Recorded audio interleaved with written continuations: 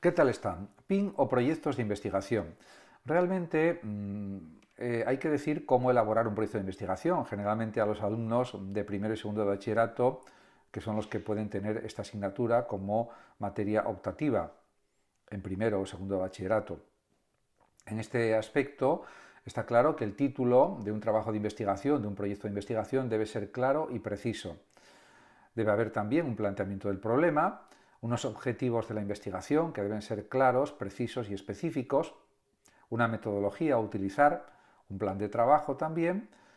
y unas conclusiones o resultados esperados, que son lo fundamental, aunque el trabajo previo también es importantísimo. Y por último, una bibliografía donde aparecen las fuentes consultadas. Realmente todo esto supone, en definitiva, que cuando se elabora, cuando se redacta un trabajo escrito, pues tiene que ser realizado a lo largo de un curso académico, generalmente. Y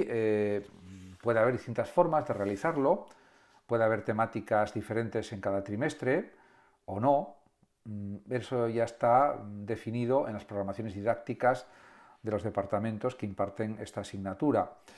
En cualquier caso, los temas suelen ser de elección libre dentro de pues, unos elencos de temas generales muy amplios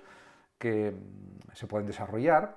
y eso da libertad a los alumnos para realizar un trabajo de investigación de acuerdo con sus gustos, sus intereses, lo que prefieren investigar. Por ejemplo, en primero de bachillerato se pueden investigar muchísimos temas en relación con la asignatura de filosofía de primero de bachillerato que está en el currículo y de esa forma, como la filosofía en primero es una introducción a la filosofía que explica desde cuestiones de filosofía de la ciencia, historia de la ciencia, filosofía del lenguaje, estética o filosofía del arte, filosofía de la literatura, filosofía de la historia, etcétera, y otras muchas más ramas de la filosofía, ética, bioética, aspectos medioambientales, etcétera, etcétera, política, etcétera, pues al final se puede desarrollar un trabajo de investigación prácticamente acerca de cualquier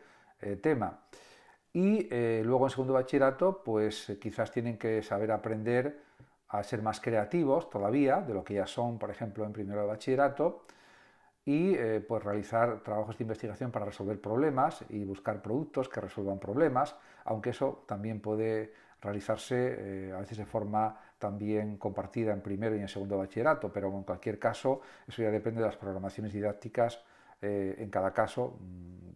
y en función de lo que pretendan las programaciones didácticas y lo que planteen. En cualquier caso, se trata de que los alumnos aprendan a investigar, a buscar información, a ser críticos con esa información, buscar información veraz y por lo tanto también a realizar presentaciones orales de los trabajos, bien sea individualmente o en grupo, a analizar la información de forma lúcida y crítica y sobre todo tienen que contar los alumnos con un guión preestablecido o una estructura o un índice, aunque sea tentativo, que luego se puede modificar a lo largo del tiempo, de los meses en que se realiza la investigación. Y en este sentido, el docente, el profesor, guía poco a poco en el proceso de elaboración, aconsejando sobre métodos de investigación, sobre cómo tienen que buscar la información, cómo tienen que redactar mejor, si es que es necesario decirlo, que generalmente lo es.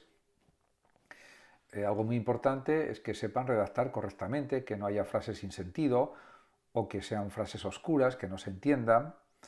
Y por lo tanto hay que planificar. Luego, pues a veces hay que buscar también pues una regulación del tiempo que se va a utilizar, una planificación temporal, una temporalización, se podría decir,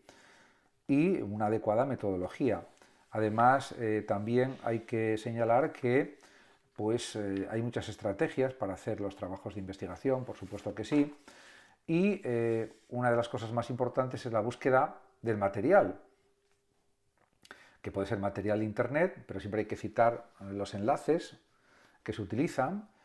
a la hora de investigar, al menos en la bibliografía y también en el propio texto, cuáles son las fuentes del trabajo científico, el índice como hipótesis de trabajo y luego realizar numerosas anotaciones en el proceso de documentación y también, si se quiere, se pueden utilizar notas a pie de página, a veces no son necesarias. Y luego hay una cuestión muy importante, que es la redacción. Como aconseja Humberto Eco en su libro Cómo hacer una tesis, se entiende una tesis doctoral, él recomienda a Umberto Eco, que ya falleció hace pocos años, en el 2016, que recomienda a los estudiantes no hacer periodos largos, frases subordinadas unas detrás de otras, porque hace pesada la lectura, y también él recomienda escribir más con frases coordinadas, frases concisas, breves, tampoco demasiado breves, porque entonces no se entiende lo que se está diciendo, y sobre todo aconseja realizar un primer borrador, un primer esbozo, escribiendo todo lo que pasa por la cabeza de los estudiantes, de los alumnos, pero solo durante la primera redacción, que es el borrador primero. Ese borrador primero debe ser lo más amplio posible, lo más extenso posible, porque luego ya se irá puliendo, limando, quitando partes, aumentando otras, retocándolo de una manera continua. En ese sentido, pues tiene toda la razón, y eso se aplica no solamente a tesis doctorales, se aplica también a trabajos de investigación, se aplica a libros, bien sea ensayos, novelas, el libro que sea, y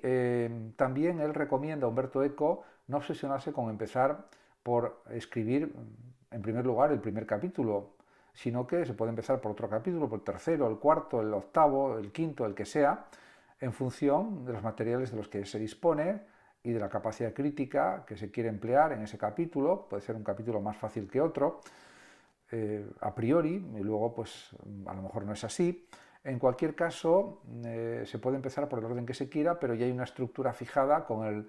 índice, y de esa manera se van completando los capítulos o apartados del trabajo de investigación de forma progresiva y gradual. Pero por eso es muy importante tener ya, diríamos, como un contenido ya del primer borrador muy largo, o lo más largo posible, lo más extenso posible, para a partir de ahí ya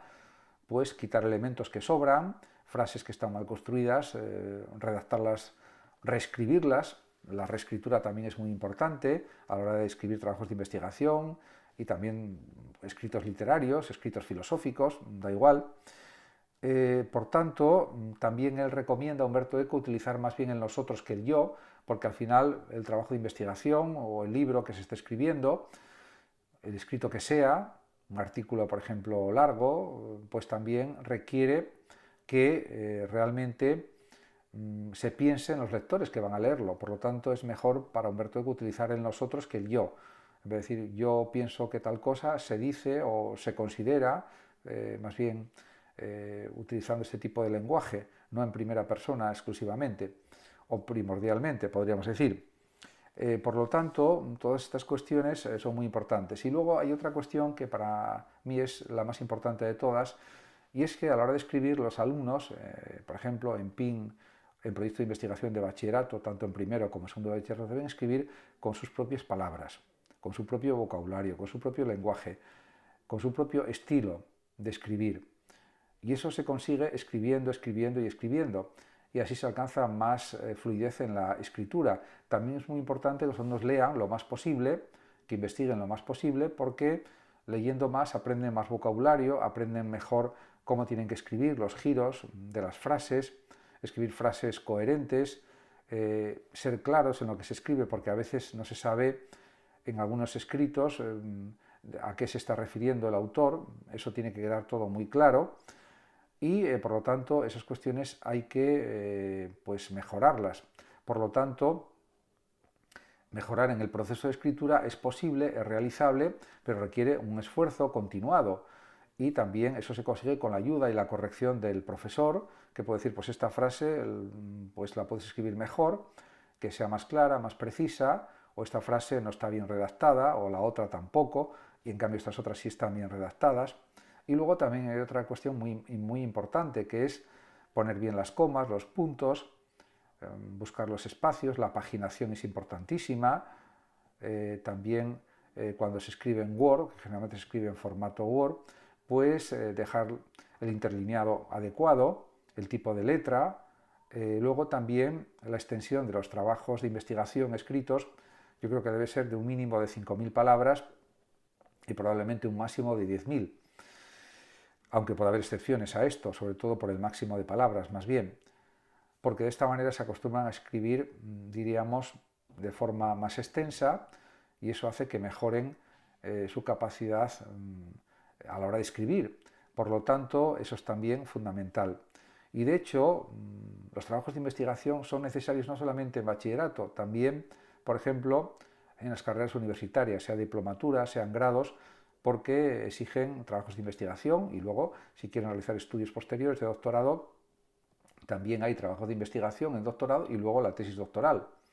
donde se aprende muchísimo, porque se aprende a investigar a fondo las cuestiones,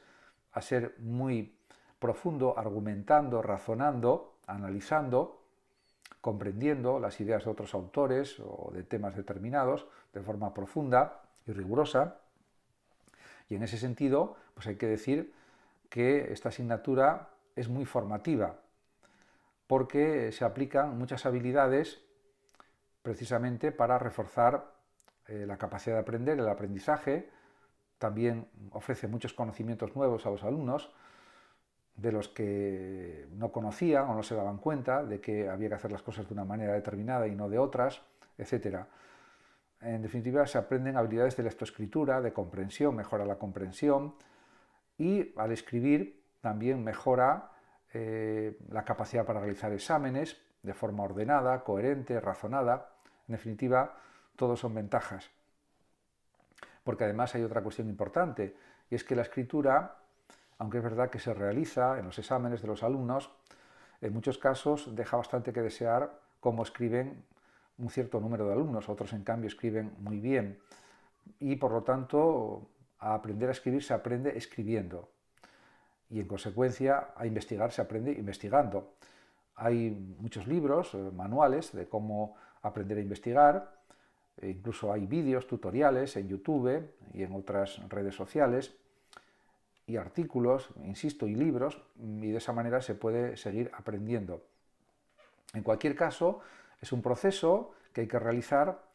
y, diríamos, en ese proceso los alumnos van aprendiendo mucho porque pueden ir tomando notas de lo que van investigando y luego esas notas las utilizan para el trabajo de investigación, pero siempre desde una perspectiva creativa y propia, no reproduciendo literalmente lo que han tomado en las notas, sino analizando esa información desde una perspectiva propia y original y pudiendo estar en acuerdo o en desacuerdo con lo que dicen distintos investigadores. De hecho, esa es una fase crucial del proyecto de investigación, porque luego en las conclusiones, que deben tener una cierta extensión y profundidad, porque puede haber un inicio, un desarrollo y las conclusiones, pues es algo parecido a la disertación, a las disertaciones, ¿no? Introducción, desarrollo y conclusiones. Ese sería el esquema también de los trabajos de investigación.